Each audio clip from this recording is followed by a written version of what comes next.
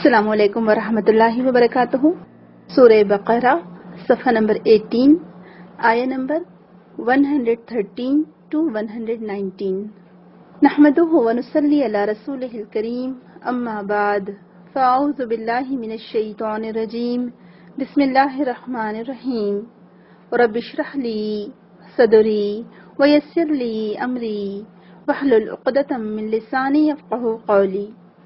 اللہم ارنا الحق حقا وارزقنا اتباعه وارنا الباطل باطلا وارزقنا اجتنابه، آمین یا رب العالمین۔ وقالت اليهود ليست النصارى على شيء وقالت النصارى ليست اليهود على شيء وهم يتلون الكتاب كذلك قال الذين لا يعلمون مثل قولهم فالله يحكم بينهم يوم القيامة فيما كانوا فيه يختلفون۔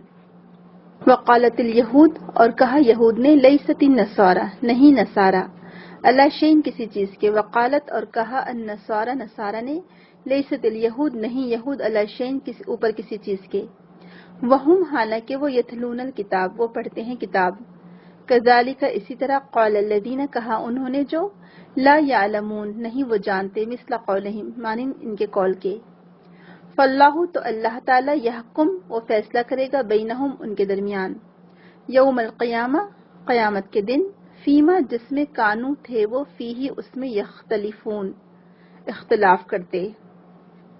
اور کہا یہودیوں نے، نہیں ہے عیسائی اوپر کسی چیز کے، اور کہا عیسائیوں نے، نہیں ہے یہودی اوپر کسی چیز کے، حالانکہ وہ دونوں پڑھتے ہیں کتاب۔ اسی طرح کہا ان لوگوں نے بھی جو علم نہیں رکھتے، مثل ان کے قول کے، بس اللہ تعالیٰ فیصلہ فرمائے گا درمیان ان کے قیامت کے دن اس چیز کے بارے میں جس میں وہ اختلاف کرتے۔ یہاں پر دراصل جو بات بتائی گئی ہے کہ جیسے پیچھے بھی ہم پڑھ چکے ہیں کہ یہودی اپنے آپ کو صحیح سمجھتے تھے، نصارہ اپنے آپ کو صحیح سمجھتے تھے، حالانکہ ہم سب جانتے کہ یہود دراصل مسلمان ہی تھے، یعنی وہ بھی کتاب کو، شریعت کو، ایک اللہ کو، آخرت کو، رسولوں کو مانتے تھے۔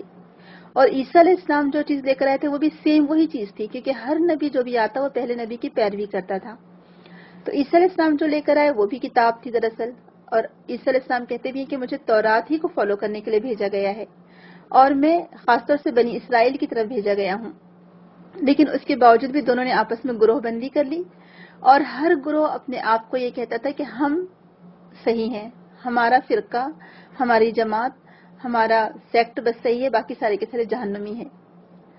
تو اللہ تعالیٰ فرما رہے کہ تم لوگ کتاب پڑھتے ہو، یعنی یہودی تورات پڑھتے تھے جس میں عیسیٰ علیہ السلام کی تصدیق موجود ہے، لیکن اس کے باوجود یہودیوں نے عیسیٰ علیہ السلام کا انکار کر دیا، اور عیسائیوں کے پاس انجیل موجود ہے، موسیٰ علیہ السلام اور تورات کی تصدیق ہے، اس کے باوجود یہ یہودیوں کا انکار کرتے تھے۔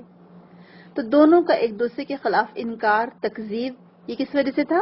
ایک دوسرے کے تعلق سے دشمنی تھی ان کے اندر، اناد کی وجہ سے تھا، یعنی ایک دوسرے کے خلاف وہ لوگ بغض رکھتے تھے آپس میں۔ دونوں گروہ خود ہی خوش فہمیوں میں مبتلا تھے، اور ہر گروہ اپنے آپ کو کیا سمجھتا تھا کہ ہم صحیح ہیں۔ اور آپ دیکھیں کہ آج ہم سب اپنی کھلی آنکھوں سے دیکھ رہے ہیں، آج ہم مسلمانوں میں کتنے فرقے ہیں۔ ان لوگوں کے یہاں تو یہ 2 فرقے بنے تھے نا، لیکن ہمارے یہاں پر تو کتنے فرقے ہیں، 4 تو کم از کم فی الحال موجود ہی ہیں، اس کے علاوہ بہت زیادہ ہیں۔ اور ہر مسلک، ہر گروہ کہتا ہے، سمجھتا ہے کہ میں صحیح ہوں، باقی سب کے سب جہنمی ہیں، اور ہر کوئی ایک دوسرے کے خلاف تکفیر کا فتویٰ دیتا ہے، فلاں غلط ہے، فلاں غلط ہے، فلاں غلط ہے، سب کی طرف انگلیاں اٹھاتا ہے اور خود اپنے آپ کو صحیح سمجھتا ہے۔ تو ایکچولی اللہ سبحانہ تعالیٰ فرما رہا ہے کہ یہ اہل کتاب، یہ یہود، یہ نصارہ، یہ کتاب پڑھتے تھے، کتاب کی تلاوت کرتے تھے، اس کے باوجود بھی ایک دوسرے کے خلاف بغض اور اناد کی وجہ سے فتوے دیا کرتے تھے، اور دونوں ایک دوسرے کو نہیں مانتے تھے، کہتے تھے کہ ہم صحیح ہے، تم کچھ نہیں ہو، اور سامنے والا کہتے کہ تم کچھ نہیں ہو، ہم صحیح ہے۔ آج مجھے بتائیے آپ کہ کیا ہم مسلمانوں میں ایسا نہیں ہے کہ آج ہم مسلمانوں کے خود کے علماء کتنے، آپ جائیے یوٹیوب پر اور دیکھیے کہ کیسے ایک دوسرے کے خلاف تکفیر کے فتوے لگا رہے ہیں باقاعدہ نام لے کر۔ یہ بات بالکل درست نہیں، کیونکہ کون کفر پر ہے، کون نفاق پر ہے، یہ تو فیصلہ اللہ سبحانہ وتعالیٰ ہی کرے گا۔ سب سے بیسٹ، یعنی آپ اپنے آپ کو دوسروں کے بارے میں نہ ججمنٹل ہوں، آپ دوسروں کے بارے میں نہ فیصلہ کریں، آپ اپنے بارے میں دیکھیں آپ صحیح چیز پر قائم ہیں یا نہیں ہیں۔ اور دیکھیں سب سے بہتر بات، آپ خود دیکھیں کہ آپ صلی اللہ علیہ وسلم نے جب دین کی دعوت کا کام کیا جو کفار و مشرکین تھے وہ کعبۃ اللہ میں بت رکھ کر پوجا کرتے تھے، اور 13 سال تک آپ صلی اللہ علیہ وسلم ان ساری چیزوں کو اپنی آنکھوں سے دیکھتے تھے. لیکن کیا آپ نے ان کے خلاف کبھی ایسی بد اخلاقی سے بات کی، یا کوئی ایسا کام کیا، کوئی ایسا فیصلہ کیا، یا کوئی ایسا قدم اٹھایا جس سے کفار مکہ الٹا طیش میں آ جائیں؟ کبھی آپ کو ملا ایسا کوئی واقعہ؟ ایون آپ جب مدینہ آ گئے وہاں پر بھی کتنے سال گزر گئے؟ 8 سال گزر گئے. 8 سال تک آپ برداشت کرتے رہے، لیکن آپ نے کبھی ان کے اوپر تنزیہ باتیں نہیں کی، کبھی کفار قریش کے ساتھ خود سے لڑائی نہیں کی، کبھی کفار مکہ اور کفار قریش کے جو قریش تھے ان کے ساتھ کبھی بد اخلاقی سے پیش نہیں آئے، کبھی ان کے اوپر فتوے نہیں جاری کیے کہ تم لوگ تو مشرک ہو، نافرمان ہو، تم تو جہنمی ہو. کہا کبھی اللہ کے رسول نے ایسا؟ نہیں نا. کتنی محبت سے، کتنے اخلاق سے آپ پیش آتے تھے. اتنے بڑے بڑے دشمن ابو سفیان ہر جنگ میں آپ کے خلاف آیا، لیکن جب فتح مکہ کے موقع پر عباس رضی اللہ عنہ ابو سفیان کو لے کر آئے اور ابو سفیان اسلام کی طرف مائل ہونے لگے تو آپ صلی اللہ علیہ وسلم نے ان کے ساتھ کتنا اچھا سلوک کیا. آخرکار وہ مسلمان ہوئے نہیں ہوئے، صحابی رسول بنے ماشاءاللہ. تو آپ دیکھیں کہ ہمارے ایک دوسرے کے خلاف تکفیر کرنے سے کیا ہوگا، اور میں کیسے فیصلہ کر سکتی ہوں کہ میں صحیح ہوں؟ ٹھیک ہے، اگر آپ صحیح بھی ہیں تو دوسروں کو غلط نہ قرار دیں. آپ لیکن کسی بھی انسان سے ہم کو نفرت نہیں ہونی چاہیے، کسی بھی انسان کے خلاف ہم نے فتوے نہیں جاری کرنا چاہیے. ہم کو اس کے اندر جو برائی ہے اس برائی سے ہم کو نفرت ہو، لیکن اس انسان سے نفرت نہ ہو. کوئی شافعی ہے، کوئی حنبلی ہے، کوئی مالکی ہے، کوئی حنفی ہے، کوئی بات نہیں، ہونے دیجیے. ان کے خلاف فتوے مت صادر کر دیجیے. آپ کو کیا معلوم کہ اللہ تعالیٰ نے ان کی تقوی کی وجہ سے ان کو معاف کر دیا ہو؟ کیونکہ اصل فیصلہ کرنے والا تو اللہ تعالیٰ ہے نا، اور اللہ تعالیٰ قیامت کے دن فیصلہ کر دے گا. ہم کیوں فتوے لگائیں کسی کے خلاف؟ یہ سب ہمارے دینی بھائی ہیں، سب مسلمان ہیں، کبھی کسی کو برا نہ کہیں. ایون اگر کوئی گناہ بھی کر رہا ہے تو بھی ہم کو برا کہنے کا ہم کو آزادی نہیں دی گئی ہے. ہم اس کو سمجھا سکتے ہیں، ہم اس کو بتا سکتے ہیں کہ اس کی گناہ کی وجہ سے اس کی زندگی پر کیا اثرات ہو سکتے ہیں، لیکن ہم اس کے خلاف تکفیر نہیں کر سکتے. ہم کو کیا معلوم کہ اللہ تعالیٰ کسی نے گناہ کیا اور اس نے سچی توبہ کر لی اور اللہ تعالیٰ نے اس کو معاف فرما دیا ہو. تو میں اور آپ کون ہوتے ہیں کہنے والے؟ ہاں، آپ سامنے والے کو بتائیں گے ضرور کہ بھئی یہ گناہ کا کام ہے، یہ نہ کرو، لیکن آپ اس کو برا بھلا نہیں کہہ سکتے سب کے سامنے. آپ اس کی تکفیر نہیں کر سکتے. آپ یہ نہیں کہہ سکتے کہ یہ تو اب جہنمی ہے کیونکہ اس نے گناہ کر لیا. نہیں. تو یہود کا کیا معاملہ تھا؟ یہود ایسے ہی کرتے تھے، جب نصارہ کو دیکھتے کہتے تھے کہ یہ تو کسی چیز پر ہی نہیں ہے، یہ تو جہنمی لوگ ہیں، صرف ہم بخشائے ہیں، ہم سیدھا جنت میں جائیں گے، باقی سب جہنم میں جائیں گے. اور نصارہ کہتے تھے کہ ہم صحیح ہے. اور ایکچولی آپ دیکھیں کہ یہاں پر جو یہود کی جو بات کی گئی ہے، یہود کیوں ایسا سوچتے تھے، کیوں ان کی ایسی سوچ تھی؟ کیونکہ یہود ان کے اندر تکبر پایا جاتا تھا. اصل میں تکبر حد سے زیادہ بڑھ گیا تھا ان کے اندر. اور یہ ایک ایسی قوم تھی یہود کے نالج وداؤٹ عمل، ان کے پاس نالج بہت زیادہ تھی. اللہ تعالیٰ فرماتا ہے نا کہ یہ احبار اور رہبان تھے، حبر سے بنا ہے نا احبار، بڑے بڑے علماء، بڑے بڑے مفتی تھے، علم بہت زیادہ تھا ان کے پاس، لیکن عمل نہیں تھا. تو فائدہ ہوا، ایروگینٹ ہو گئے، تکبر میں مبتلا ہو گئے، اور ان کا تکبر ان کو لے ڈوبا. نہ ادھر کے رہے نہ ادھر کے رہے، نہ خدا ہی ملا نہ. تو بہرحال کچھ بھی ان کے ہاتھ میں آئے، یہود کے ہاتھ میں. اور نصارہ کیسی قوم تھی کہ عمل وداؤٹ نالج. یہ تو انسان کو اور ورسٹ، یعنی بالکل ہی گڑھے میں گرا دیتی ہے یہ چیز کہ آپ عمل کر رہے ہو لیکن وداؤٹ نالج کے کر رہے ہو. آپ کے پاس کوئی صحیح اوتھینٹک علم نہیں ہے تو آپ راستہ بھٹک جاتے ہیں پھر. تو نصارہ اس کی سب سے بہترین مثال ہے ہمارے سامنے. تو علم ہو لیکن عمل نہ ہو تو بھی نقصان دہ ہے، عمل ہو بغیر علم کے تو بھی نقصان دہ ہے. تو آپ بتائیے مجھے کہ کون سا صحیح طریقہ ہے پھر؟ آپ کے پاس صحیح علم، صحیح نالج ہونا ضروری ہے. امام بخاری نے اتنا اچھا ایک باب باندھا ہے، اور سبحان اللہ سچ میں صحیح بخاری پڑھنے سے اتنے ذہن کے دریچے کھلتے چلے جاتے ہیں الحمدللہ. تو امام بخاری نے ایک باب ہی باندھا ہے، ایک عنوان رکھا ہے انہوں نے، جو کتاب العلم ہے ان کی کتاب العلم میں ایک باب باندھا ہے کہ علم کی فضیلت عمل سے پہلے. ہمارے پر لوگ بس یہی جملہ رٹتے رہتے ہیں، نہیں کیا کریں، علم نے اتنا زیادہ علم حاصل کر کے کوئی فائدہ نہیں، پہلے عمل آنا چاہیے، پہلے عمل کرنا چاہیے. بس عمل کی بات لاتے ہیں. نہیں ہم کو ڈر لگتا ہے، ہم پہلے عمل کریں گے بعد میں علم حاصل کریں گے، ایسا جملہ کہتے ہیں لوگ. تو امام بخاری نے ثابت کیا ہے کہ عمل وداؤٹ نالج کچھ بھی نہیں ہے. نصارہ کی مثال ہمارے سامنے ہے. تو آپ کو علم آئے گا تو آپ کے اندر عمل بھی آئے گا، اور علم آئے گا تو جو صحیح علم کی وجہ سے آپ صحیح کام کر سکیں گے. تو جب علم نہیں ہوتا ہے نا تو بس ایسے ہی ایک دوسرے کے خلاف فتوے لگائے جاتے ہیں. اور یہ بہت ہی یعنی بدترین قسم ہے، ایک تو تکبر کی، اور دوسرا اپنے آپ کو بس صحیح سمجھنا، باقی سب کے سب رانگ، بس میں ایک پرفیکٹ ہوں، میں ایک صحیح ہوں، میں ایک جنت میں جانے والی ہوں، باقی سارے کے سارے غلط ہیں۔ ہمارا فرقہ، ہمارا طبقہ جس آرگنائزیشن سے میں تعلق رکھتی ہوں، یا جو بھی آپ کہہ لیں، اب اس کے لیے آپ کچھ بھی نام استعمال کر سکتے ہیں، چاہے آرگنائزیشن کہہ لیں، انسٹیٹیوشنز کہہ لیں، جماعت کہہ لیں، یا کچھ بھی کہہ لیں، کچھ بھی نام آپ رکھ لیں، اور آپ یہ سمجھتے کہ بس میری جماعت، میری آرگنائزیشن، میرا انسٹیٹیوشن، یہ بس یہی صحیح ہے، باقی سب کے سب جہنمی ہے، نعوذ باللہ، تو یہ آپ کی سب سے بڑی بھول ہے۔ یقین جانیے، ہم مسلمان بھلا آپس میں ایک دوسرے کے دشمن کیسے ہو سکتے ہیں، آپ بتائیے۔ اور یہ جو ایکچولی کام کرنے کے لیے یہ نام رکھے گئے ہیں نا، اپنے آپ کی پہچان، اپنی آئیڈینٹی کے لیے، اللہ تعالیٰ نے خود فرمایا کہ اللہ تعالیٰ نے یہ جو رنگ اور قبیلے جو بنائے ہیں، یہ برادریاں جو بنائی ہیں، پہچان کے لیے بنائی ہیں، لتعارفوا، تاکہ تم ایک دوسرے کو پہچان سکو۔ اب سارے ایک جیسے لوگ ہوتے، سارے ایک ہی ملک میں ہوتے تھے، کیسے ایک دوسرے کو پہچان سکتے تھے؟ تو لہٰذا اللہ تعالیٰ نے الگ الگ قبیلے اور برادریاں بنا دی، الگ الگ رنگ رکھ دیے، الگ الگ نقشے بنا دیے لوگوں کے، پہچان کے لیے رکھے اللہ سبحانہ تعالیٰ نے یہ۔ تو اسی طرح سے یہ آرگنائزیشنز جو ہیں، الحمدللہ اگر جو سارے صحیح عقیدے پر ہیں اور صحیح صرف قرآن اور سنت کو فالو کرتے ہیں، تو الحمدللہ وہ سارے کے سارے اللہ تعالیٰ نے چاہا اور انہوں نے ان کے کام میں اخلاص ہے تو سب کے سب جنت میں جائیں گے۔ ہم کسی کے خلاف تکفیر نہیں کر سکتے، تکفیر یعنی کفر کا فتویٰ ہم نہیں دے سکتے۔ تو یہ بات کو خاص طور سے دھیان رکھیں، جو لوگ دین پڑھنے والے ہیں، کم از کم ہم لوگ جو پڑھ رہے ہیں نا، ہم طالب علم ہی ہیں، اصل میں دیکھیں تو ہم سب طالب علم ہیں۔ میں خود بہت ساری چیزیں سیکھ رہی ہوں، اور ابھی تو بالکل ہمارا علم کچھ بھی نہیں سمجھے، زیرو ہے، صفر ہے، تو ہم خود ابھی سیکھنے کی پوزیشن میں ہیں، سیکھنے کی حالت میں ہیں ہم لوگ، تو ہم کبھی بھی کسی کے خلاف فتوی نہیں لگائیں گے۔ فلاں جماعت ہے، الحمدللہ ہم ان کو بہت رسپیکٹ دیں، ان کو بھی ساتھ ملا کر کام کرنے کی کوشش کریں۔ کچھ چیزیں ایسی ہیں، کچھ آپ ان کی لے لیں، کچھ اپنی ان کو دے دیں، تاکہ ایک دوسرے کا فائدہ ہو جائے۔ تعاونوا علی البر والتقوی ولا تعاونوا علی الاثم والعدوان، سورہ مائدہ کی آیت ہے کہ نیکی اور بھلائی کے کاموں میں، تقوی کے کاموں میں ایک دوسرے کی مدد کرو، اور گناہ اور برائی کے کاموں میں ایک دوسرے کی مدد نہ کرو۔ تو ہاں، وہاں آپ پھر پیچھے ہٹ جائیں گے، جہاں گناہ کے کام ہو رہے ہوں وہاں آپ ایک دوسرے کی ہیلپ نہیں کریں گے۔ لیکن اللہ تعالیٰ تو فرما رہا ہے کہ تعاون کرو، تو مدد کرو، ایک دوسرے کی ہیلپ کرو، کہاں؟ نیکی اور تقوی کے کاموں میں۔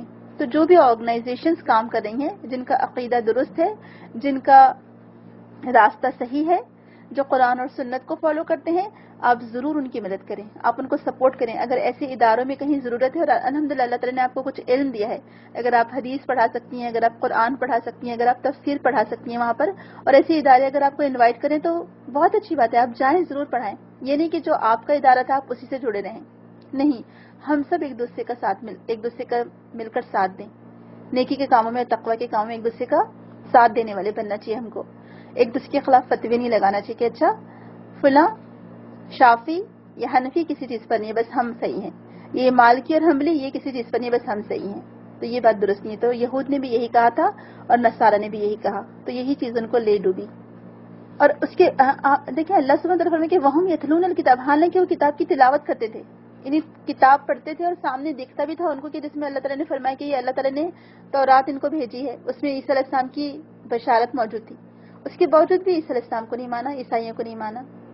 اور نصارہ تلاوت کرتے تھے انجیل کی، اور انجیل میں موجود تھا کہ موسیٰ علیہ السلام شریعت لے کر آئے تھے، پھر بھی وہ یہودیوں کو نہیں مانتے تھے۔ تو کتنا انہیں ایکچولی وہ اللہ تعالیٰ کی فرما برداری نہیں کرنا چاہتے تھے، وہ بس اپنی ذات کو پروموٹ کرنا چاہتے تھے، بس میری بات مانی جائے، ہماری بات مانی جائے، جو ہم کہہ رہے ہیں بس وہی دین ہے۔ تو ایسے سے نہیں ہو سکتا، یہ چیز اللہ تعالیٰ کو سخت ناپسند ہے۔ تو اللہ تعالیٰ فرما رہا ہے کہ ان کا فیصلہ قیامت کے دن کر دیا جائے گا جس میں وہ اختلاف کر رہے تھے۔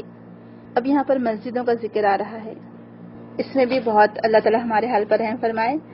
اور آج جو کام پہلے مشرکین کیا کرتے تھے، یہ اسلام کے دشمن کیا کرتے تھے، وہ کام آج ہمارے مسلمان خود کر رہے ہیں۔ اللہ تعالیٰ ہم کو محفوظ رکھے۔ وَمَنْ أَظْلَمُ مِمَّنْ مَنَعَ مَسَاجِدَ اللَّهِ أَنْ يُذْكَرَ فِيهَا اسْمُهُ وَسَعَى فِي خَرَابِهَا أُولَئِكَ مَا كَانَ لَهُمْ أَنْ يَدْخُلُوهَا إِلَّا خَائِفِينَ لَهُمْ فِي الدُّنْيَا خِزْيٌ وَلَهُمْ فِي الْآخِرَةِ عَذَابٌ عَظِيمٌ۔ ومن اور کون، اظلم سب سے بڑا ظالم ہے، یہ افعل التفضیل کا صیغہ ہے، جب الف لگ جاتا ہے کسی چیز کے آگے تو مطلب بہت زیادہ بڑا ظالم. جیسے واحد کا مطلب ہوتا ہے ایک اور احد کا مطلب ہوتا ہے کہ ایسا ایک جس کا کوئی ہمسر نہیں. تو اظلم بڑا ظالم، ممن اس سے جو منع روکے، مساجد اللہ مسجدوں سے اللہ کی، ان کے یذکر فیہا ذکر کیا جائے ان میں، اسمہ نام اس کا، وسعہ وہ کوشش کرے، فی خرابیہا ان میں خرابی کی یا ان کی خرابی کی. اولئک وہ لوگ ما کان نہیں تھا لہم ان کے لیے، ان یدخلوہا کہ وہ داخل ہوں ان میں، الا خائفین مگر ڈرنے والے ہوتے ہوئے، لہم ان کے لیے فی الدنیا دنیا میں خزی رسوائی ہے، ولہم اور ان کے لیے فی الآخرتی آخرت میں عذاب عظیم عذاب عظیم ہے. اور کون زیادہ ظالم ہے اس سے جس نے منع کیا اللہ کی مسجدوں سے، یہ کہ ذکر کیا جائے ان میں نام اللہ کا، اور کوشش کی اس نے ان کے اجاڑنے میں، یعنی انہیں ویران کرنے میں، برباد کرنے کی، یعنی مسجدوں کو ویران کرنے کی. یہ روکنے والے نہیں تھے لائق کہ وہ داخل ہوں ان میں مگر ڈرتے ہوئے، ان کے لیے دنیا میں رسوائی ہے اور ان کے لیے آخرت میں عذاب عظیم ہے. اب یہ کون لوگ ہیں جو مسجدوں میں داخل ہونے سے روکتے ہیں؟ اب دیکھیں کہ پیچھے اہل کتاب کی اور نصارہ کی بات کی گئی، وہ ان کی خواہش اور نفس پرستی تھی کہ وہ اپنے حسد میں اور خواہش اور نفس پرستی میں اتنے آگے بڑھ گئے تھے کہ ایک دوسرے کے خلاف فتوے لگانے لگے تھے کہ ہر فرقہ دوسرے فرقے کو گمراہ کہتا تھا. اب یہاں اللہ تعالیٰ فرما رہے ہیں ان لوگوں کے بارے میں جو کہ جن لوگوں نے اللہ تعالیٰ کی مسجدوں میں آنے سے روکا لوگوں کو. جب انسان کے اندر تکبر آتا ہے، جب انسان کے اندر حسد پیدا ہوتا ہے تو پھر وہ کچھ بھی کر گزرتا ہے، کچھ بھی بڑے بڑے گناہ سے پھر وہ ڈرتا نہیں ہے، حد کر دیتا ہے. تو یہاں پر کہا جا رہا ہے کہ اس شخص سے بڑھ کر ظالم بھلا اور کون ہو سکتا ہے جو مسجدوں کو ویران اور برباد کرنے کی کوشش کرے. وسعہ فی خرابیہا، سا کہتے ہیں تیز چلنے کو، دوڑنے کو، یعنی دوڑنے سے تھوڑا کم درجہ ہوتا ہے لیکن تیز چلنے کو، یعنی اور خرابہ ویرانی، خرابی، کمی، آنے سے روکنا، لوگوں کو اس کسی چیز میں داخل ہونے سے روک دینا. تو یہاں پر بتایا جا رہا ہے ان لوگوں کے بارے میں کہ اس شخص سے بڑھ کر ظالم، مجرم کوئی ہو ہی نہیں سکتا جو اللہ کی مسجدوں میں لوگوں کو اللہ کا ذکر کرنے سے، نماز پڑھنے سے اور نیکی کرنے سے روکے. اور جو کوشش کرے وسعہ، یعنی جس نے پوری جد و جہد اور بھرپور کوشش کی اس کی ویرانی کے لیے. اور اس سے مراد دراصل حصی اور مانوی دونوں اعتبار سے ویران کرنا ہے. حصی یعنی حصی ویرانی کا مطلب یہ ہوگا کہ جو محسوس کی جا سکتے، جو ہم کو سامنے نظر آئے، محسوس کی جا سکے، اس کو منہدم کرنا، یعنی مسجدوں کو ڈھانا، چاہے وہ بابری مسجد ہو یا کوئی بھی مسجد ہو، جن لوگوں نے گرایا وہ بھی ہو سکتا ہے. اس میں کعبۃ اللہ جو تھا ہم سب جانتے ہیں کہ اس میں مسلمانوں کو داخل ہونے سے روکا گیا تھا، وہ لوگ بھی شامل ہیں. جو اس کو ڈھانے کے لیے آیا تھا، جو اصحاب فیل ہم سب جانتے ہیں کہ جو کرسچن کچھ لوگ آئے تھے کعبۃ اللہ کو ڈھانے کے لیے، وہ بھی اس میں شامل ہیں. تو حصی ویرانی کا مطلب کیا ہے کہ منہدم کرنا، اجاڑنا اور ان میں گندگی وغیرہ پھینکنا. اور مانوی ویرانی کا مطلب کیا ہے، یعنی اگر اس کے ہم صرف معنی لیے جائیں تو اس کا مطلب کیا ہے کہ ان مسجدوں میں اللہ تعالیٰ کے ذکر سے روکنا. اور یہ عام ہے، اس میں وہ تمام لوگ آ جاتے ہیں جو اس میں شامل ہیں. اس میں قریش بھی شامل تھے جب انہوں نے حدیبیہ کے سال اللہ کے رسول صلی اللہ علیہ وسلم کو مسجد حرام میں داخل ہونے سے روک دیا تھا. حالانکہ ابھی تک ایسا کبھی نہیں ہوا تھا کہ مسجد حرام میں کسی کو داخل ہونے سے روکا جائے. تو جو اصل مسجد کے متولی تھے، جو اصل مسجد کے رکھوالے تھے، ان کو روک دیا گیا مسجد میں آنے سے. آپ بتائیں اس سے بڑھ کر ظلم کیا ہو سکتا ہے؟ تو یہ کفار مکہ کے لیے بھی کہا جا رہا ہے. تو اس میں اصحاب فیل بھی شامل ہیں، قریش بھی شامل ہیں جن لوگوں نے مسجد حرام میں لوگوں کو داخل ہونے سے روکا تھا، اور نصرانی اور سارے لوگ اس میں شامل ہیں جنہوں نے اللہ تعالیٰ کی مخالفت کرتے ہوئے بیت المقدس کو ویران کیا. تو اللہ تعالیٰ نے پھر انہوں نے کیا کیا کہ ان کو سزا یہ دی کہ بیت المقدس مسلمانوں کے ہاتھوں آ گیا، اور اللہ تعالیٰ نے ان کے لیے وہاں پر پھر پابندی لگا دی. اور آج بھی ہم دیکھتے ہیں کہ مسجد اقصی پر کچھ اور لوگوں کا قبضہ ہے اور اس میں داخل ہونے سے روکا جاتا ہے مسجد میں. پھر اگر آپ اسپین کی تاریخ پڑھیں تو اسپین میں تو ساری مسجدیں مسمار کر دی گئی تھیں. اور ابھی جو وہاں پر مسجد قرطبہ ہے جو کہ بہت بڑی مسجد ہے، جو مسلمان حکمرانوں نے بنائی تھی، اتنی خوبصورت ہے. کہا جاتا ہے کہ مسجد نبوی کا ابھی جو لیٹسٹ جو مسجد نبوی کا جو نقشہ ہے یا جو پتھر استعمال کیے گئے ہیں، ایکچولی وہ مسجد قرطبہ کو دیکھ کر استعمال کیے گئے ہیں. وہاں اتنے خوبصورت پتھر لگائے گئے تھے. تو ابھی جو وہاں کی گورنمنٹ ہے اس نے وہاں پر ٹیکس لگائی ہوئی ہے اس مسجد پر اور ٹکٹ تک دی ہے. ایون اگر کوئی مسلمان بھی جاتا ہے تو اس کو وہ ٹکٹ پے کر کے اندر داخل ہونا پڑتا ہے اور وہاں کوئی نماز نہیں پڑھ سکتا. نماز پڑھنے پر پابندی ہے وہاں پر. تو حالانکہ مسجدیں جو بنائی جاتی ہیں وہ اللہ تعالیٰ کے ذکر کے لیے بنائی جاتی ہیں، لیکن ان مسجدوں میں اللہ تعالیٰ کا ذکر نہ کرنا یا اس سے روک دینا، وہ شخص سب سے بڑا مجرم ہے. اور ایسے لوگوں کو اللہ تعالیٰ دنیا میں بھی سزا دیتا ہے ضرور. یہ ہسٹری ہے، تاریخ ہے یہ.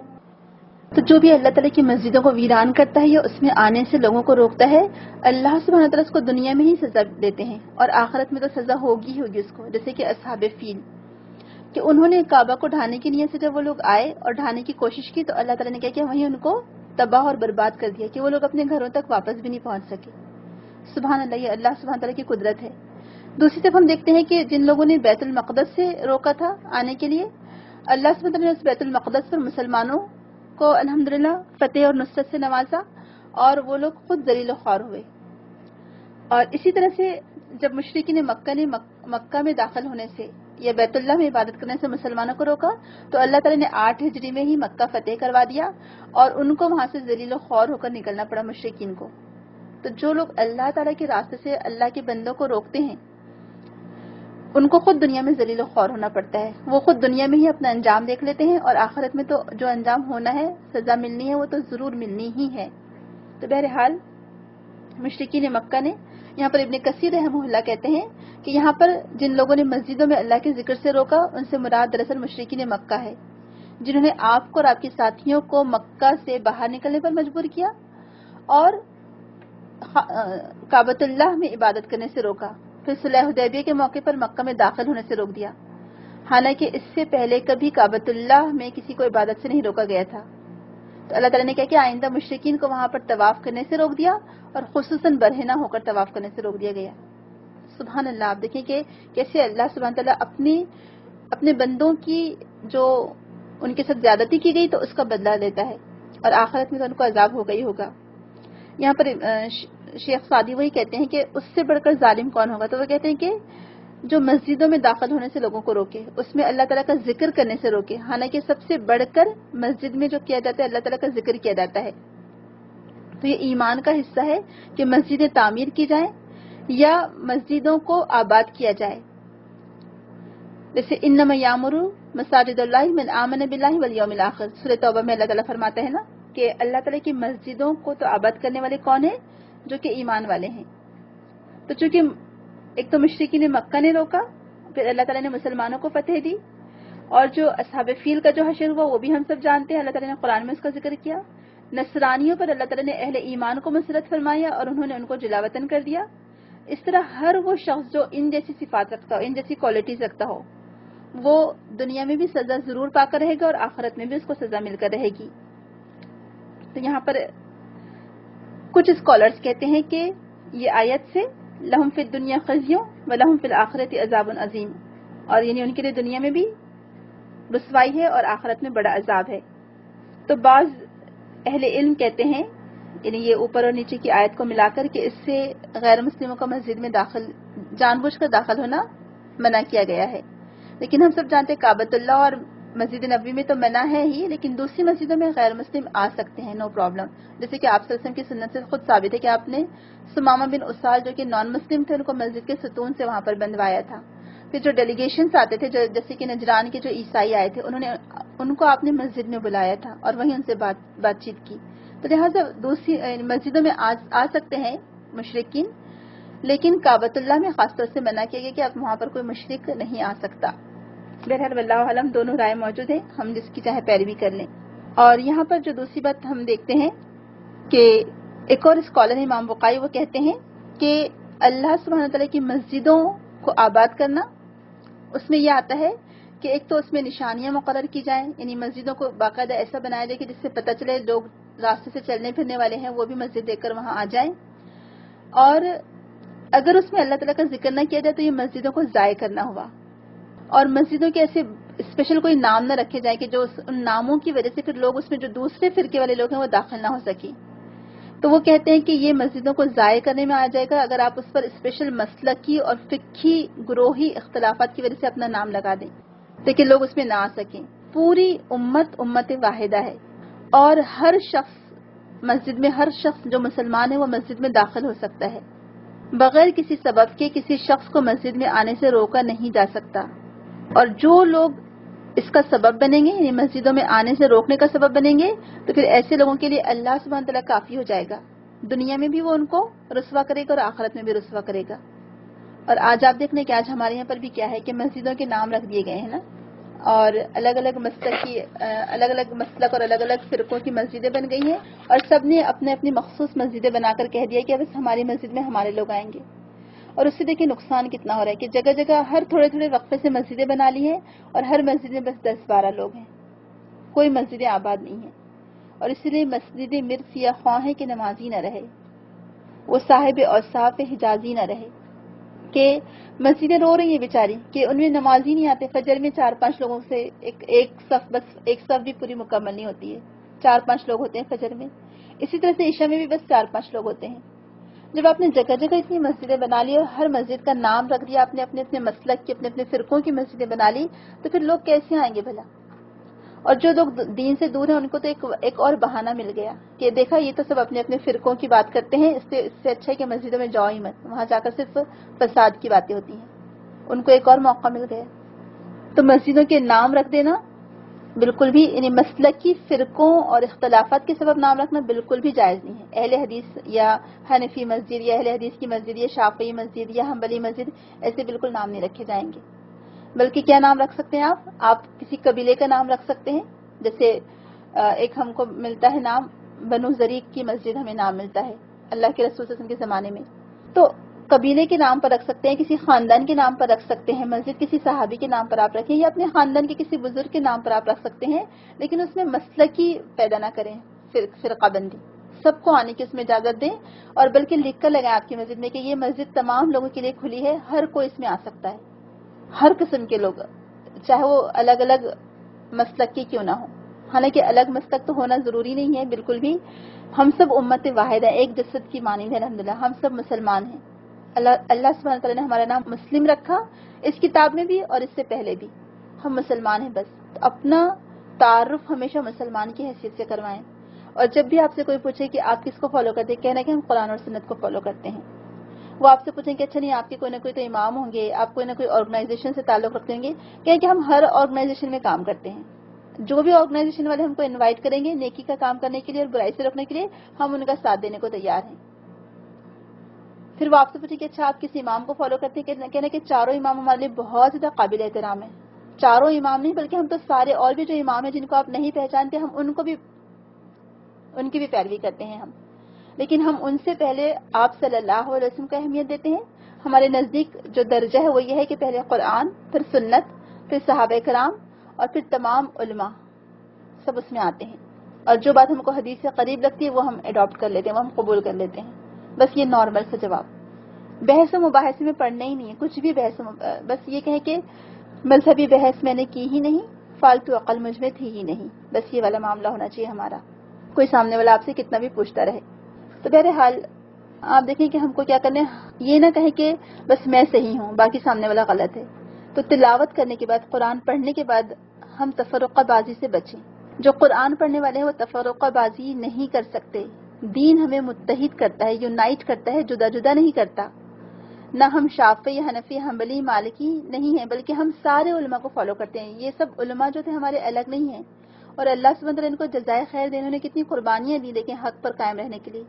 امام ابو حنیفہ نے تو اپنی جان دے دی، ان کو گورنر کی طرف سے یا اس وقت کے خلیفہ کی طرف سے آفر آئی کہ آپ ہمارے قاضی بن جائیے، شاہی قاضی، لیکن انہوں نے سوچا کہ اگر میں شاہی قاضی بنتا ہوں تو مجھ پر فورس کیا جائے گا، زبردستی فتویٰ دلوایا جائے گا مجھ سے۔ انہوں نے ریجیکٹ کر دی اتنی اچھی آفر۔ کیسے لوگ تھے یہ آخرت کو چننے والے؟ امام شافعی، ان کے سامنے کتنے سارے آپشنز آئے لیکن انہوں نے سب کو ریجیکٹ کر دیا۔ امام مالک، ان کے بارے میں اس وقت کے خلیفہ نے کہا کہ میں آپ کی موت پر امام مالک کو پورے مسلم ورلڈ میں نافذ کر دینا چاہتا ہوں کہ بس یہی ایک کتاب فالو کی جائے۔ تو انہوں نے کہا کہ نہیں، میری فکر سے باؤنڈ مت کرے لوگوں کو، مطلب صرف میری فکر کو فالو کرنے کا نہیں کہیں، ان کے سامنے کھلا آپشن رہنے دیں، اگر وہ چاہیں تو کبھی کسی اور امام کی فکر کو فالو کر سکتے ہیں، کبھی کسی کو کھلا رہنے دیں ان کے سامنے دروازہ۔ سبحان اللہ، کتنا بڑا دل تھا ان کا۔ تو یہ جتنے ہمارے علماء تھے، ہمارے امام تھے، ماشاءاللہ اللہ تعالیٰ ان کو بہت جزائے خیر دے کہ انہوں نے ہمارے لیے فقہ کو، ہمارے دین کو آسان کر دیا الحمدللہ۔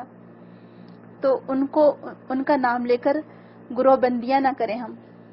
بہت اچھی بات کسی نے کہی ہے کہ یہ جو یہود ایک دوسرے کی مخالفت کرتے تھے نا، کہ یہود کہتے تھے کہ بس ہم ہی اچھے ہیں تم برے ہو، اور نصارہ کہتے تھے کہ بس ہم اچھے ہیں تم برے ہو. تو کسی نے بہت اچھی بات کی، امام احمد بن حنبل کا جو جملہ ہے وہ کوٹ کیا ہے امام ابن تیمیہ نے. ابن تیمیہ لکھتے ہیں کہ امام احمد بن حنبل کہا کرتے تھے کہ مختلفون فی الکتاب مطلب مخالفون للکتاب. یہ لوگ جو کتاب میں اختلاف کرتے تھے، ایکچولی یہ کیا تھے؟ کتاب کی مخالفت کرنے والے لوگ تھے. یعنی یہ جو کہتے تھے کہ ہم صحیح ہیں اور یہ کہتے تھے کہ تم غلط ہو، ایکچولی یہ لوگ مخالفین کتاب تھے. مجمعون علی مفارقۃ الکتاب، یہ لوگ اس چیز پر جمع ہونے والے تھے جس میں کتاب کو لے کر فرقہ بندی کرنے والے لوگ. یعنی کتاب ان کے ہاتھ میں تھی، اس کے باوجود یہ فرقہ بندیاں کرنے والے لوگ تھے. استغفر اللہ. اور یہ لوگ جمع ہوتے تھے کس پر؟ کہ کس طرح سے لوگوں کو ڈیوائیڈ کریں. کہ انہوں نے کیا کیا کہ لوگوں کو یونائٹ کرنے کی بجائے لوگوں کو فرقوں میں بانٹ دیا، جدا جدا کر دیا. اور یہ سب سے بڑھ کر دیکھا جائے تو کتاب کی مخالفت ہے. اور انہوں نے انبیاء کی مخالفت کی، انہوں نے اختلاف کیا انبیاء کے درمیان. ایک نے کہا کہ ہم صرف موسیٰ کو مانیں گے، عیسیٰ کو نہیں مانیں گے. ایک نے کہا کہ ہم صرف عیسیٰ کو مانیں گے، موسیٰ کو نہیں مانیں گے علیہ السلام. تو یہ بالکل غلط بات ہے. تو بہرحال یہ وہ لوگ تھے جنہوں نے خرابی کی. تو پھر اس سے کیا پتہ چلا؟ ایک تو وسع فی خرابیہا، یعنی مسجدوں کی بربادی کے لیے کوشش کرنا. وسع کا مطلب کیا ہوتا ہے؟ کہ جد و جہد کرنا، کوشش کرنا. اور خرابیہا حصی اور معنوی دونوں اعتبار سے. جیسے ابھی ہم نے کہا کہ اس کو ڈھانا، اس کی بربادی کرنا، اس کو منہدم کرنا، اور اس میں اللہ تعالیٰ کے ذکر سے روکنا، اللہ تعالیٰ کا نام لینے سے روکنا، اور جو اللہ تعالیٰ کی صفات ہیں یا اللہ تعالیٰ کی بڑائی بیان کی جاتی ہے اس سے روک دینا لوگوں کو. یہ سب اس میں آ جائے گا. اور مسجد کے تعلق سے بہت سارے احکام ہم کو ملتے ہیں، چند ہم دیکھ لیتے ہیں. جیسے عائشہ رضی اللہ عنہا فرماتی ہیں کہ رسول اکرم صلی اللہ علیہ وسلم نے محلوں میں مسجد بنانے، انہیں پاک صاف اور خوشبودار رکھنے کا حکم دیا ہے. یعنی لوگوں کو چاہیے کہ وہ مسجدیں بنائیں تاکہ وہ نمازیوں سے آباد رہیں مسجدیں. اور اس کی صاف ستھرائی کا آپ نے حکم دیا کہ اس کو صاف ستھرا رکھا جائے، اس میں خوشبو کا اہتمام کیا جائے. پھر ایک اور حدیث سے پتہ چلتا ہے کہ مسجد میں خرید و فروخت کرنا ممنوع ہے. تجارت کی بات یا بزنس کی بات کرنا منع ہے. ایک اور حدیث سے پتہ چلتا ہے، ترمذی کی حدیث ہے، اور جتنی بھی حدیثیں میں آپ کے سامنے رکھ رہی ہوں سب کی سب صحیح ہیں. الحمدللہ ہم لوگ کوشش کرتے کہ کوئی بھی ضعیف حدیث ہم کوٹ نہ کریں، اور اگر کہیں ہم سے ہو گئی ہو ضعیف حدیث تو اللہ تعالیٰ ہم کو اس کے لیے معاف فرمائیں. تو ترمذی کی حدیث ہے، ابو ہریرہ اس کے راوی ہیں، کہتے ہیں کہ رسول اکرم صلی اللہ علیہ وسلم نے فرمایا، جب تم کسی شخص کو مسجد میں خرید و فروخت کرتے دیکھو تو کہو اللہ تعالیٰ تجھے تجارت میں نفع نہ دے. اور جب کسی کو اپنی گمشدہ چیز کا مسجد میں اعلان کرتے دیکھو تو کہو اللہ تعالیٰ تجھے کبھی واپس نہ دے. استغفر اللہ. آپ دیکھیں کہ ہماری ہر گمشدہ چیز کا اعلان کہاں ہوتا ہے؟ مسجدوں میں. ہم نے مسجدوں کو صرف کس لیے بنا لیا ہے؟ مسجدوں میں بس پتہ نہیں کیا کرتے ہیں، زور زور سے کچھ پڑھا جاتا ہے، لوگوں کو تکلیف اس سے اتنی زیادہ ہوتی ہے. جو بیچارے رات میں تہجد پڑھتے ہیں تو مسجدوں میں اتنی زیادہ جو پڑھی جاتی ہیں چیزیں چاہے وہ کچھ بھی ہوں، اس سے لوگوں کو ڈسٹربنس ہوتا ہے. پھر ہر گمشدہ چیز کا اعلان مسجد میں کرتے ہیں. تو یہاں پر آپ صلی اللہ علیہ وسلم فرما رہے ہیں کہ جب تم کسی کو گمشدہ چیز کا اعلان کرتے دیکھو تو کہو کہ اللہ تعالیٰ تجھے کبھی وہ واپس نہ دے. تو مسجدوں میں اعلان نہیں کرنا چاہیے کہ ہماری فلاں چیز گم ہو گئی ہے، کسی کو ملے تو لا کر دے. چاہے بچہ گم ہو جاتا ہے، کبھی کچھ ہو جاتا ہے تو مسجد میں اعلان بالکل نہ کریں. ایون کسی کے انتقال کا اعلان بھی مسجدوں میں نہ کیا جائے. آپ دیکھیں اس زمانے میں تو کوئی واٹس ایپ نہیں تھے، کوئی فون نہیں تھا، کوئی انٹرنیٹ نہیں تھا، اس کے باوجود وہ لوگ مسجد میں اعلان نہیں کرتے تھے. جب ابو بکر صدیق رضی اللہ عنہ کی وفات ہوئی تو انہوں نے مسجد میں اعلان نہیں کیا کہ ابو بکر وفات پا گئے. اور حذیفہ بن یمان رضی اللہ عنہ تو اس بارے میں اتنے کانشیس تھے، وہ کہتے تھے، انہوں نے وصیت کر کے گئے تھے کہ میرے مرنے کے بعد میرا اعلان مت کرنا بالکل بھی، یہ نئی میں شمار نہ ہو جائے، کیونکہ یہ نئی اس زمانے میں زمانے جاہلیت میں کی جاتی تھی کہ سب محلوں میں گھوم کر اعلان کیا جاتا تھا اور مرنے والے کی خوبیاں بیان کی جاتی تھی. تو یہ غلط ہے. تو بہرحال مسجدوں میں اعلان کرنا منع ہے. مسجد میں بلند آواز سے بات کرنا منع ہے. ایک ہاتھ کی انگلیاں دوسرے ہاتھ میں ڈالنا منع ہے کیونکہ اس سے ایک لاپرواہی محسوس ہوتی ہے. مسجد میں تھوکنا منع ہے، اور اگر کوئی مسجد میں تھوکتا ہے تو وہ گناہ ہے، اور اس گناہ کا کفارہ یہ ہوگا کہ اسے مٹی میں دفن کر دے یا اس کو صاف کر دے. مسجد میں دنیا داری کی باتیں کرنا منع ہے. مسجد کو گزرگاہ بنانا منع ہے. مسلم کی حدیث ہے اور ابو ہریرہ راوی ہے کہ آپ نے فرمایا، اللہ تعالیٰ کو شہروں میں سے سب سے زیادہ محبوب جگہیں مساجد ہیں، اور شہروں میں سے سب سے زیادہ ناپسندیدہ جگہیں بازار ہیں. یعنی اللہ تعالیٰ کے نزدیک پسندیدہ جگہیں کون سی ہیں؟ جہاں اللہ سبحانہ تعالیٰ کا ذکر کیا جاتا ہو. مسلم کی روایت ہے کہ عبداللہ بن عمر سے مروی ہے کہ آپ نے فرمایا جماعت کی نماز تنہا نماز سے 27 درجے زیادہ ثواب رکھتی ہے. تو مسجدیں کیسے آباد رہے گی؟ وہ ویرانی سے کیسے بچ سکتی ہے؟ جب آپ وہاں پر باجماعت نماز کا اہتمام کریں. تو مسجدوں کو آباد کرنے میں یہ بھی ہے کہ وہاں پر باجماعت نماز کا اہتمام ہو. ہمارے گھر کے جتنے مرد حضرات ہیں، بوائز ہیں، بچے ہیں، چاہے وہ بھی چھوٹے ہی کیوں نہ ہو، بچپن سے بچوں کو مسجد بھیجنے کی عادت ڈالیں. اور خواتین مسجد میں آ سکتی ہیں لیکن خوشبو لگائے بغیر خواتین کو مسجد میں آنا ہوگا. یعنی جب انہیں مسجد جانا ہو تو اس وقت وہ خوشبو نہ لگائیں. یہ چند آداب تھے، ویسے اور بہت سارے آداب ملتے ہیں لیکن انشاءاللہ پھر کبھی سے ہی. آگے دیکھیے آیت نمبر 115. وَلِلَّهِ الْمَشْرِقُ وَالْمَغْرِبُ فَأَيْنَمَا تُوَلُّوا فَثَمَّ وَجْهُ اللَّهِ إِنَّ اللَّهَ وَاسِعٌ عَلِيمٌ. وَلِلَّهِ الْمَشْرِقُ وَالْمَغْرِبُ اور اللہ ہی کے لیے ہے مشرق اور مغرب.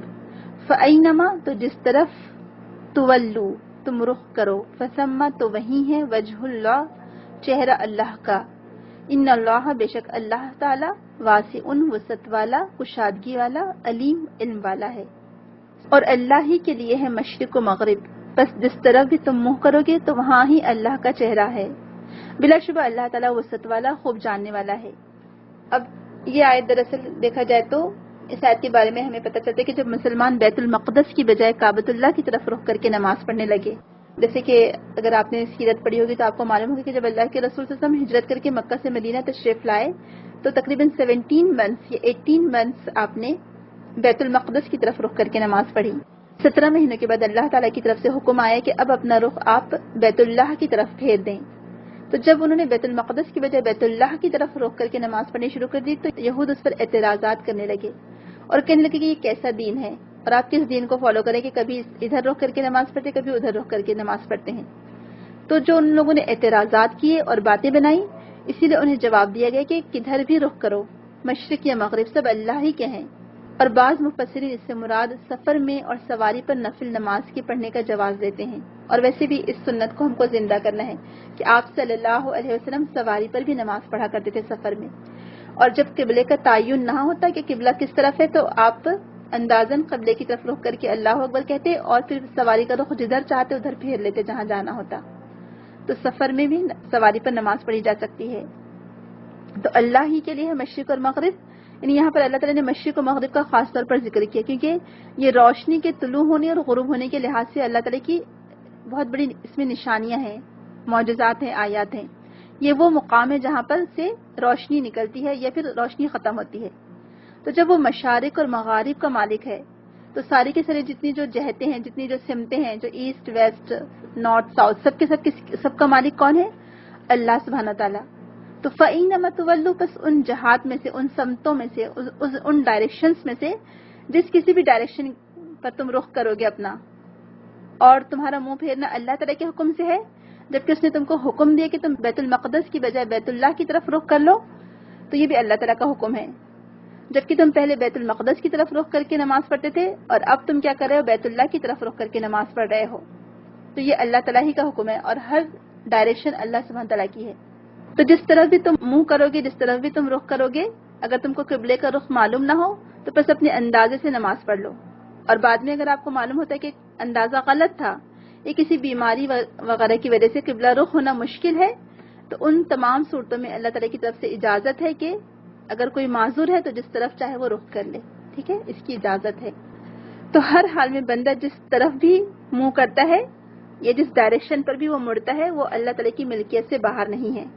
فَثَمَّ وَجْهُ اللَّهِ إِنَّ اللَّهَ وَاسِعٌ عَلِيمٌ. یعنی جدھر بھی تم رخ کرو ادھر ہی اللہ کا چہرہ ہے اور بے شک اللہ تعالیٰ وسعت والا ہے. اس آیت میں دراصل اللہ تعالیٰ کے چہرے کا اثبات ہوتا ہے کہ اللہ تعالیٰ کا چہرہ بھی ہے، لیکن جیسے اس کی ذات اقدس کے لائق ہے. یعنی ہم امیجن نہیں کر سکتے، ہمارے تصور میں نہیں آنا چاہیے اللہ تعالیٰ کا چہرہ، کیونکہ وہ انسانوں کے چہرے کے جیسا نہیں ہو سکتا. اللہ تعالیٰ کا چہرہ ہے مگر مخلوق کے چہروں کے جیسا نہیں ہے. اللہ تعالیٰ اس سے بہت بلند و برتر ہے. اللہ تعالیٰ فرماتے ہیں کہ لیس کمثلہ شیء، اللہ تعالیٰ کی مثال کے مانند بھی کوئی چیز نہیں ہے. سبحان اللہ. وہ بہت وسعت والا ہے، بہت فضل والا ہے، عظیم صفات کا مالک ہے اور تمہارے سینوں کے بھید اور نیتوں کو جاننے والا ہے. اس نے اپنے وسعت علم اور فضل کی بنا پر تمہارے لیے احکام میں بہت زیادہ آسانی بخشی ہے، وسعت پیدا کر دی ہے. اور اسی لیے تمام ہر قسم کی تعریف اور شکر صرف اللہ تعالیٰ ہی کے لیے مخصوص ہے.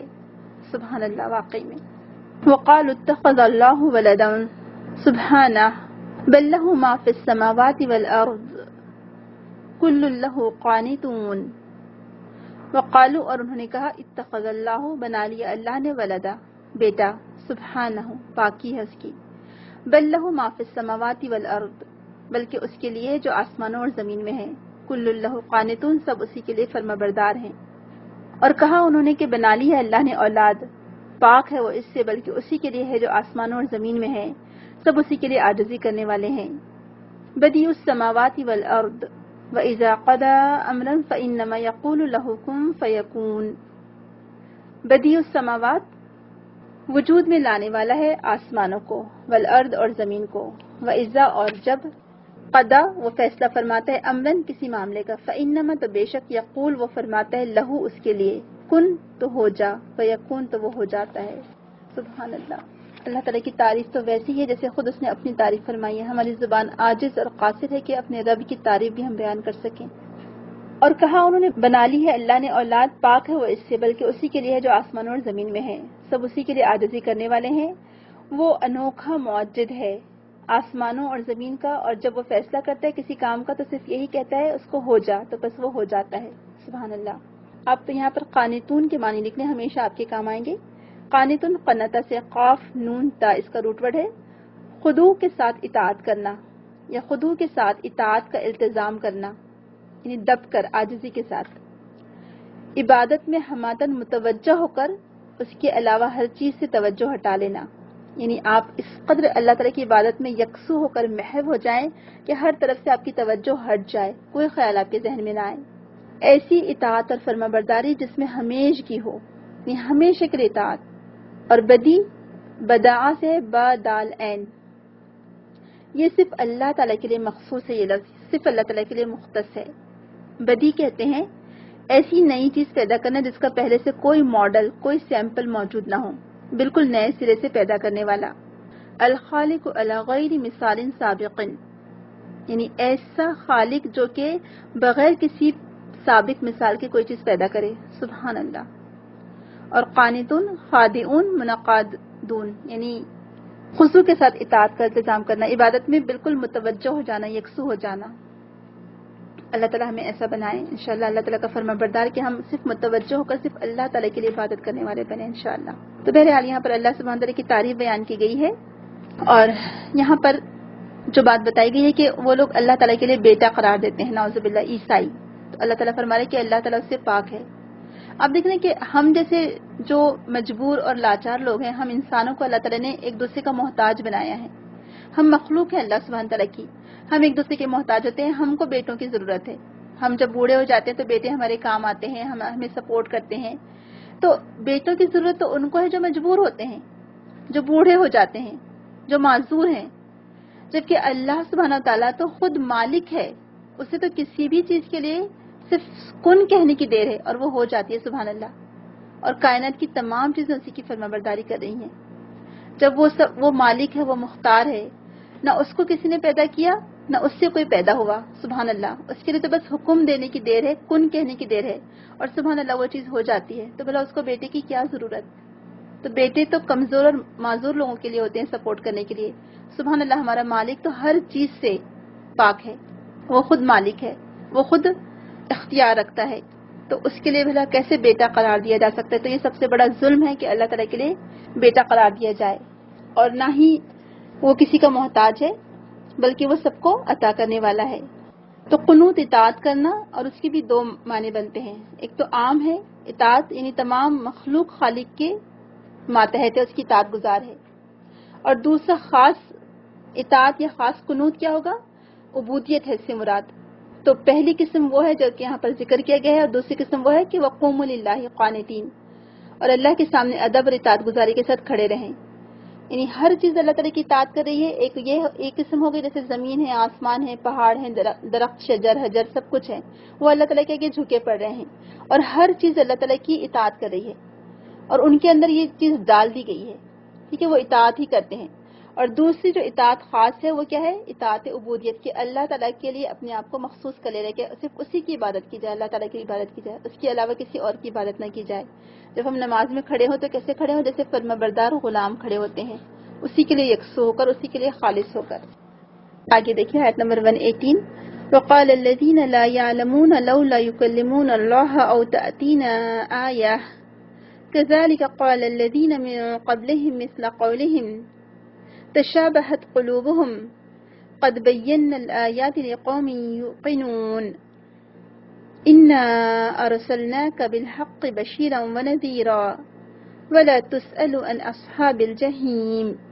وقال الذين، اور کہا انہوں نے جو، یا ان لوگوں نے جو، لا یعلمون نہیں وہ علم رکھتے، لولا کیوں نہیں، یکلمنا کلام کرتا ہم سے، اللہ اللہ، او تاتینا یا آتی ہمارے پاس، آیا کوئی نشانی، کذالک ایسا ہی، قول الذین کہا انہوں نے جو، من قبلہم پہلے تھے ان سے، مثل قولہم مانند قول کے ان کے، تشابہت آپس میں متشابہ ہو گئے، قلوبہم ان کے دل، قد تحقیق بینا واضح کر دی ہم نے، الآیات نشانیاں، لقوم لوگوں کے لیے، یوقنون وہ یقین رکھتے ہیں، انا بے شک ہم، ارسلنا کا بھیجا ہم نے آپ کو، بالحق ساتھ حق کے، بشیرن بشارت دینے والا، و نذیرن اور خبردار کرنے والا، ولا تسألوا اور نہیں سوال کیا جائے گا آپ سے، ان اصحاب الجحیم دوزخیوں کے بارے میں یا جہنمیوں کے بارے میں۔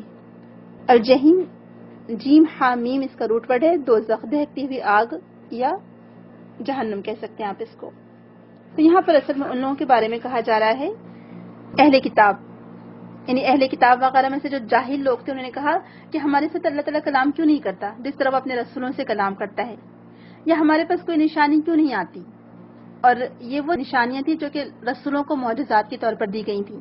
اللہ تعالیٰ فرما رہا ہے کہ یہ ان کی عقل خبط میں مبتلا ہو گئی ہے، یہ بے وقوف لوگ ہیں، یا ان کی سوچ میں ہی فطور ہے، یعنی وہ لوگ رسولوں سے کیسے مقابلے پر اتر آئے، جو کام اللہ تعالیٰ نے رسولوں کے لیے مخصوص کیا ہے وہ عام لوگوں کے ساتھ کیسے کر سکتا ہے۔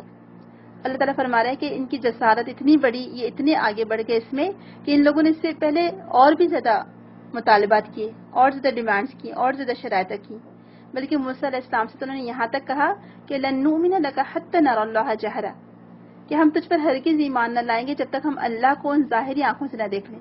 سوچیں ذرا، ہم پیچھے پڑ چکے ہیں۔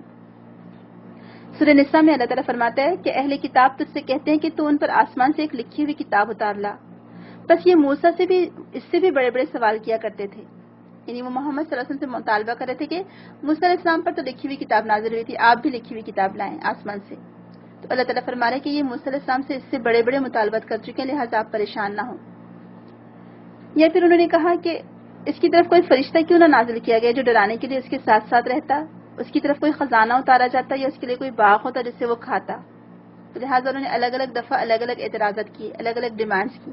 تو ایکچولی یہاں پر یہ ہمیشہ سے ایسے جاہل لوگوں کی عادت رہی ہے، جو پڑھے لکھے جاہل ہوتے ہیں، کہ جن کو ماننا نہیں ہوتا وہ زبردستی کی شرائط پیش کرتے ہیں، اگر ایسا ہو جاتا تو ہم ایسا کرتے تھے، اگر ویسا ہو جاتا تو ہم ویسا کرتے تھے۔ تو ایکچولی ان کو ماننا نہیں ہے، اس لیے یہ شرائط پیش کر رہے ہیں۔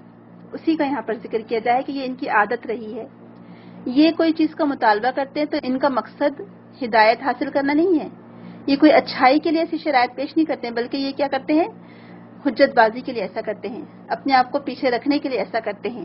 یہ حق کو جاننا نہیں چاہتے، بلکہ ان کا مقصد کیا ہوتا ہے، بال کی کھال اتارنا، کیونکہ جو رسول آتے ہیں وہ تو معجزات کے ساتھ ہی آتے رہتے ہیں ہمیشہ، ان معجزات کو دیکھ کر انسان کی ذمہ داری ہے کہ وہ ایمان لے آئے، لیکن یہ لوگ ایمان لانے کے بجائے کیا کرتے ہیں، مزید شک و شبہ پیدا کرتے ہیں، خود بھی ایمان نہیں لاتے اور دوسروں کو بھی ایمان لانے سے روکتے ہیں۔ تو بہرحال یہاں پر اللہ تعالیٰ نے اپنے رسول کے بارے میں بتایا کہ اے رسول آپ پریشان نہ ہوں، یہ آپ کی بات نہیں مان رہے تو چھوڑ دو ان کو ان کے حال پر، کیونکہ ہم نے تو آپ کو کیا بھیجا ہے، حق کے ساتھ بشیر اور نذیر بنا کر بھیجا ہے۔ اور یہ خاص کوالٹی تھی ماشاءاللہ آپ صلی اللہ علیہ وسلم کی، کہ آپ بشارت دینے والے بھی تھے اور ڈرانے والے بھی تھے۔ جو آپ کی یعنی یہ جو آیات ہیں، دراصل ان آیات میں دراصل یہ بتایا گیا ہے کہ آپ صلی اللہ علیہ وسلم جب مبعوث ہوئے تو یہ 3 امور کی طرف آپ راجع تھے، یعنی آپ ان تینوں چیزوں کی ذمہ داری تھی آپ کے اوپر، کہ ایک تو آپ کی رسالت، دوسرا آپ کی سیرت طیبہ، آپ کا طریقہ اور آپ کی رہنمائی، اور پھر تیسرا قرآن و سنت کی معرفت۔ تو اللہ تعالیٰ فرما رہے کہ ہم نے آپ کو حق کے ساتھ بھیجا، یعنی جو رسول کی رسالت ہوتی ہے، بعثت ہوتی ہے، وہ اس وقت کے جو موجود لوگ ہیں سب کے لیے ہوتی ہے. اور جب اللہ کے رسول صلی اللہ علیہ وسلم آئے تو ہم سب جانتے ہیں کہ اس وقت ہر طرف شرک اور گمراہی تھی. تو آپ نے کیا کیا کہ وہ شرک اور گمراہی کو ختم کرنے کی کوشش کی, اس جہالت کو ختم کرنے کی کوشش کی, توحید کی دعوت دی. پھر جب لوگوں نے آپ کو پہچان لیا اور لوگوں کو آپ کے بارے میں پتہ چل گیا تھا کہ آپ واقعی میں رسول ہیں, تو اس حق کو دیکھ کر لوگوں نے جب پہچانا تو خود بخود ایمان لے آئے. آپ کے ساتھ کوئی معجزات کی ضرورت نہیں تھی, لیکن اس کے باوجود بھی کچھ لوگوں نے معجزات کا مطالبہ کیا اور کچھ لوگ بغیر معجزات کے آپ کو مانتے چلے گئے. اور تیسری بات یہ تھی کہ اللہ سبحانہ تعالیٰ نے آپ کے ساتھ قرآن اور شریعت, یعنی قرآن ہی میں شریعت ہے, اس کے ساتھ آپ کو اتارا, اور اس میں معجزات بھی, یعنی قرآن میں معجزات بھی ہے, اس کے علاوہ بھی آپ کو معجزات دیے گئے. اور پھر یہ سب سے بڑھ کر زندہ جاوید معجزہ قرآن آپ کو دیا گیا, اور یہ جو آپ کو بشیر اور نذیر بنایا گیا, یعنی آپ اس شخص کو دنیا میں بھی اور آخرت میں بھی خوشخبری سنانے والے ہیں جس نے آپ پر ایمان لایا, اور نذیر ڈرانے والے ہیں اس شخص کو جو آپ کو دیکھ کر ایمان نہیں لایا اور نافرمانی کرتا رہا, تو لہٰذا اس کو آپ ڈرانے والے ہیں. اور آپ سے اہل دوزخ کے بارے میں نہیں پوچھا جائے گا, کیونکہ آپ کا کام پہنچا دینا ہے, حساب لینا اللہ سبحانہ تعالیٰ کے ذمے ہے. تو آپ صلی اللہ علیہ وسلم کی سنت کو فالو کرتے ہوئے یہ ہماری, یعنی میری اور آپ کی ذمہ داری بھی ہے کہ ہم اس کام کو آگے بڑھائیں. آپ صلی اللہ علیہ وسلم کا جو کام تھا کہ لوگوں کو بشارت دینا اور ڈرانا, تو بشارت کس کے لیے ہے؟ جو اطاعت کرے, اور ڈرانا کس کے لیے ہے؟ جو نافرمانی کرے, اس کو ڈرانا ہے. تو لہٰذا یہی ایمان کی پہچان ہے کہ اگر کوئی شخص اطاعت کرتا ہے تو اس کے لیے خوشخبری ہے دنیا میں بھی اور آخرت میں بھی, اور جو نافرمانی کرتا ہے اس کے لیے دنیا میں بھی رسوائی اور آخرت میں بھی اس کو عذاب کا سامنا کرنا پڑے گا. بہرحال آج کی آیتیں بہت زیادہ امپورٹنٹ تھیں, ہمارے پاس ٹائم کم ہے, ورنہ اس پر ہم اور مزید ڈسکس کر سکتے تھے, لیکن انشاءاللہ اللہ تعالیٰ نے موقع دیا تو نیکسٹ ٹائم کریں گے.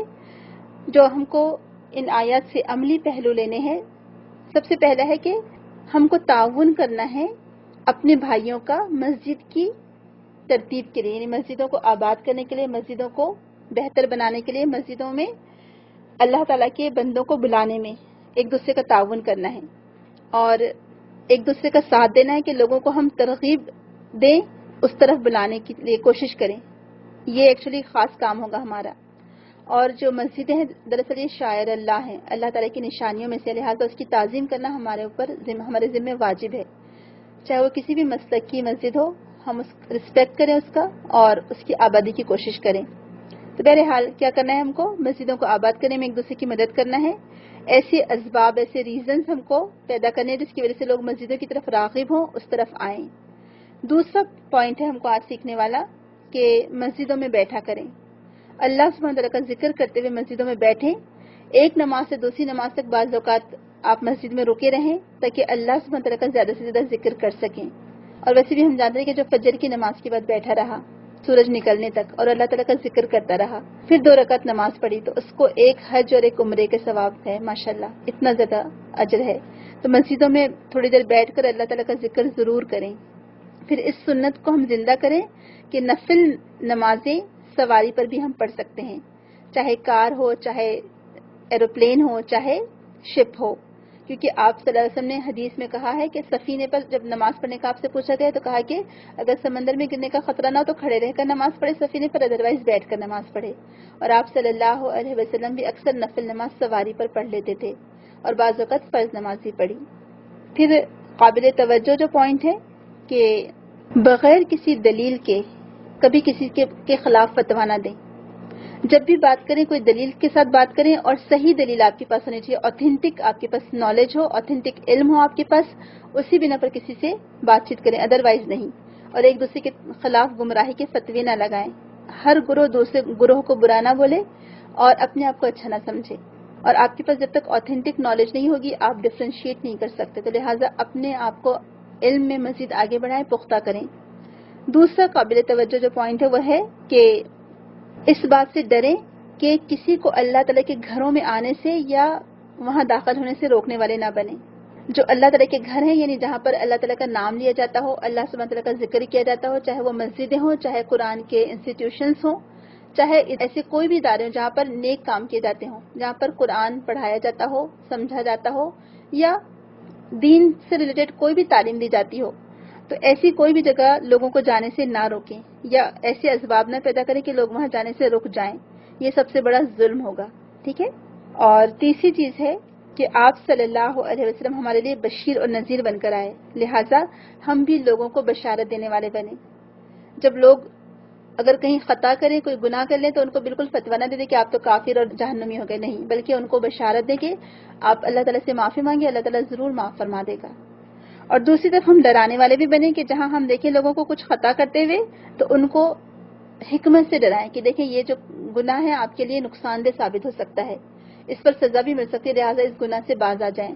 تو چونکہ اللہ تعالیٰ نے اپنے نبی کو بشیر اور نذیر دونوں بنا کر بھیجا، تو ہم بھی اعتدال سے کام لیں، بالکل ہی ڈرانے والے نہ بن جائیں اور بالکل ہی بشارت دینے والے نہ بن جائیں، بلکہ دونوں کے بیچ میں اعتدال والا معاملہ ہو. اگر ہم نے یہ کام صحیح طریقے سے کر لیا تو سمجھے ہم اپنے دین کی صحیح جو اس کا مقصد ہے اس تک پہنچ گئے. الحمدللہ. اللہ تعالیٰ ہمیں وہ حکمتیں عطا کرے، ہمیں توفیق دے کہ ہم ایسے طریقے سے دین کا کام کریں اور دین کے داعی بنیں کہ جس کی وجہ سے لوگ ہمارے دین کی طرف آئیں اور ہماری بات سننے والے بنیں انشاءاللہ. اللہ تعالیٰ ہم کو حکمتیں عطا کرے، آپ صلی اللہ علیہ وسلم کا طریقہ کار اللہ تعالیٰ ہم کو اپنانے والا بنائے اور ہم لوگوں کو دعوت دینے والے بنیں حکمت اور عمدہ نصیحت کے ساتھ. اور لوگوں سے اگر جب ہم بات کریں تو بہترین طریقے سے کریں. اللہ تعالیٰ ہمیں ان تمام صفات سے آراستہ کرے، یہ کوالٹیز ہمارے اندر پیدا کرے اور اپنی کتاب کو سمجھنے کے لیے ہمارے دلوں کو، ہمارے سینوں کو کھول دے اور ہمارے دل اور دماغ کی گرہیں کھول دے تاکہ ہم یہ بات کو سمجھ سکیں بہتر طریقے سے اور اس کو اپنی ذات پر اور دوسروں پر پھر امپلیمنٹ کر سکیں انشاءاللہ. آمین. سبحانک اللہم و بحمدک، نشہد ان لا الہ الا انت، نستغفرک و نتوب الیک. السلام علیکم ورحمۃ اللہ وبرکاتہ.